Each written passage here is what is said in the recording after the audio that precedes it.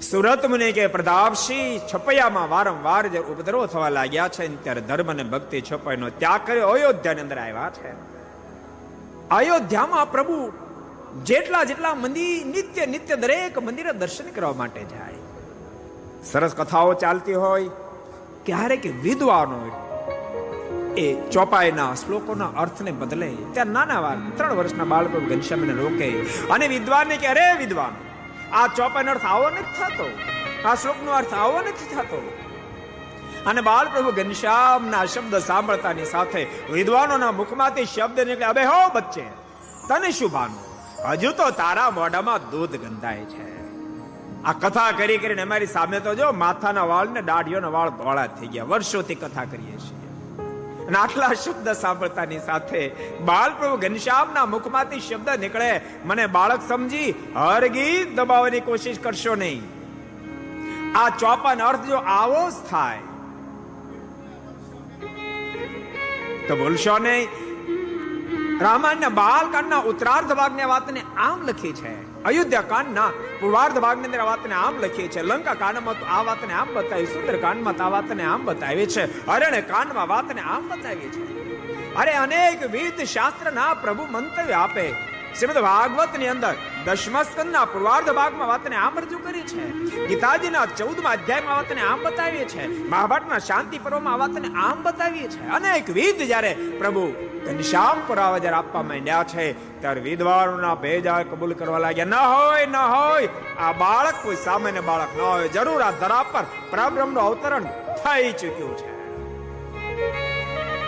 અને પ્રતાપસિંહ પછી તો એવું હેત બાલપ્રભુ ઘનશ્યામની સાથે બંધાયું છે. જ્યાં સુધી બાલપ્રભુ ઘનશ્યામ કથામાં ના આવે ત્યાં સુધી વિદ્વાનો કથાનો પ્રારંભ જ ન કરે. અને બાલપ્રભુ ઘનશ્યામ પણ બધાની ઈચ્છા પૂર્ણ કરવા માટે અનેક રૂપને ધારણ કરે, પણ વાતની કોઈને ખબર ન હોય.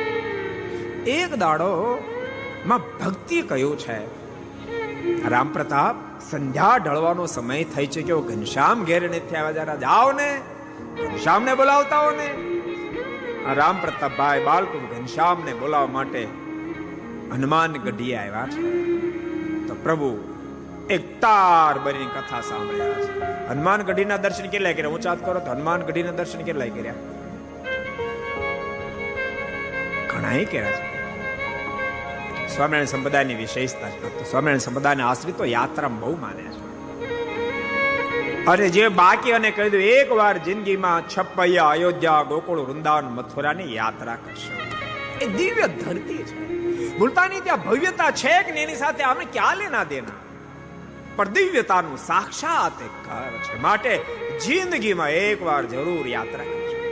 સુરત મુનિ કે પ્રતાપસિંહ બાલપ્રભુ ઘનશ્યામને જોતાની સાથે રામ પ્રતાપભાઈ કહ્યું છે, ઘનશ્યામ ચાલો બાપ ઘેરે માં યાદ કરી રહ્યા છે. બાલપ્રભુ ઘનશ્યામે કહ્યું છે કે બડે ભૈયા હમણાં જ કથા પૂર્ણ થશે, આપ એક કામ કરો, જન્મભૂમિમાં દર્શન કરતા હો, પછી સાથે બે ભાઈ જશો. રામ પ્રતાપભાઈ જ્યાં જન્મભૂમિમાં જાય તો પ્રભુ બેઠા બેઠા ત્યાં માળા ફેરવતા. દર્શનાર્થીને પૂછાય ઘનશ્યામ ક્યારે આવતો? ઘનશ્યામ તો 2 કલાકથી માળા ફેરવે છે. કઈ ભવનમાં ગયા તો ત્યાં પ્રભુ એક પગે ઉભા માળા કરતા હોય. ઘનશ્યામ અહીંયા ક્યારે આવ્યો તો? ઘનશ્યામ તો 2-3 કલાકથી અહીંયા છે. પછી તો જેટલા મંદિરે ગયા દરેક મંદિરની અંદર બાલ પ્રભુ ઘનશ્યામને જોયા છે. જેટલા મંદિરમાં ગયા દરેક મંદિરમાં બાલ પ્રભુ ઘનશ્યામ 20 સ્વરૂપે ઘનશ્યામના દર્શન થયા છે. અતિ આશ્ચર્ય રામ પ્રતાપભાઈને થયો છે. રામ પ્રતાપભાઈ વિનંતી કરી છે, બાપ ઘનશ્યામ માં ઘેરે રાજ હવે છે. પ્રભુ બધા સ્વરૂપ સંકેલી એક સ્વરૂપી થયા છે. માત પિતાને ઘેરે આવીને જયારે વાત કરી છે રામ પ્રતાપભાઈ, ધર્મ અને ભક્તિને પણ આશ્ચર્ય થયું છે. માર્કંડેય મુનિના શબ્દો યાદ આવવા લાગ્યા છે. કારણ રૂપ કહાવે ધર્મ સુખ કારણ રૂપ. માયાનો પડદો જયારે પડે ત્યારે એમ મને ઘનશ્યામ અમારા દીકરા છે.